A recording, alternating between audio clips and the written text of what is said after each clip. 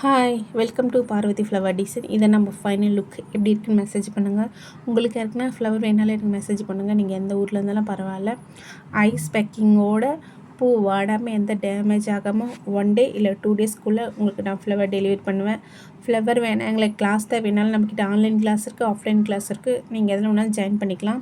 அப்புறம் புதுசாக flower make பண்ணுறவங்களுக்காக ஒரு சின்ன அட்வைஸ். நீங்கள் ஃப்ளவர் மேக் பண்ணுறீங்க ஸ்டார்ட் பண்ணிங்கன்னா உடனே டெவலப் பண்ண நினைக்காதீங்க. அதுக்கப்புறம் கொலாப்ரேஷன் பண்ணால் நம்ம சீக்கிரம் எல்லாருக்கும் வெளியே தெரியும் அப்படின்னு சொல்லிட்டு இந்த கொலாப்ரேஷனுக்குள்ளே யாருமே போகாதீங்க. கொலாப்ரேஷன் சொல்லிவிட்டு நான் போயிட்டு ஒரு வருஷமாக நிறைய நான் கஷ்டப்பட்டேன். நம்ம உமன்ஸ் எப்படின்னா நம்ம வெளியில் வருவோம் ஜெயிப்போம் அப்படின்னு சொல்லிட்டு 1000 கனவோடு நம்ம வெளியில் வந்தால் நம்ம வீட்டை விட்டு கூட கனவோடு வெளியே வந்துடலாம்.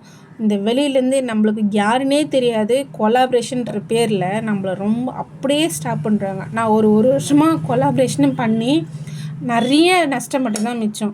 ஸோ நீங்கள் யாரும் இந்த கொலாப்ரேஷன் அதுக்குள்ளே போயிடாதீங்க. அப்படி நீங்கள் கொலாப்ரேஷன் போனோன்னா 1க்கு 2 கேட்டுக்கோங்க.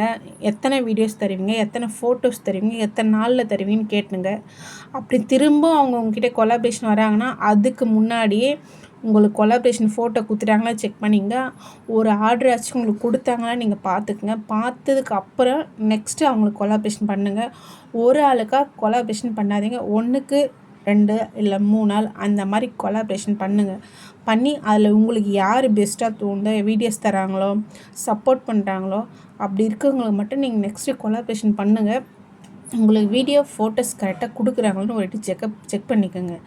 நான் ஒரு வருஷமாக கொலாப்ரேஷன்ற பேர்லேயே எல்லாமே எனக்கு நஷ்டமாகிடுச்சு.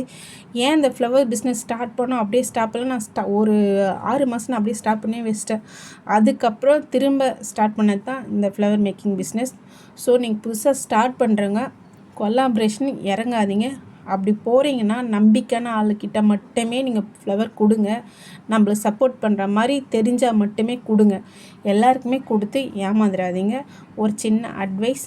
உங்களுக்கு வேறு எதனா டவுட்னா எனக்கு மெசேஜ் பண்ணுங்கள். எங்கே ஃப்ளவர் வாங்கினா அது எப்படி சேல் பண்ணால் நான் உங்க கூட ஷேர் பண்ணிக்கிறேன். இந்த மாதிரி விஷயங்கள் எனக்கு கமெண்ட் பண்ணுங்கள். Okay bye.